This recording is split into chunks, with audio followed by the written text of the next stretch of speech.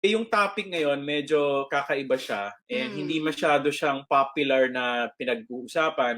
Itong black and white dogs, they are like two opposite forces. Hindi ko alam kung na-experience nyo na galit ka sa isang tao, alam mong masama gumante, pero gustong-gusto mong gumante. So there are two forces at war sa loob natin. Tayo, walang exemption. Kahit presidente ka, mayaman ka, may-ari ka ng negosyo, housewife ka, bata ka, child, pati sanggol nyo actually, merong black and white dog na yan. Kaya hindi mo na kailangan turuan yan para agawin yung toy. Yes. Di ba? Kasi meron siyang black dog sa loob na parang mas ituturo mo how to share. Hindi mo siya kailangang turuang mag-agaw ng toys. Guideline number 2. Although ang black dog o yung masamang o medyo madilim na aso, although nasa loob siya natin, nafe-feel mo siya, pero hindi siya parte ng totoong ikaw. Meron kaming This is RM, Relationship Matters. Your online ninong and ninang saying, wag pera-pera lang ang pagkuha ng ninong at nina.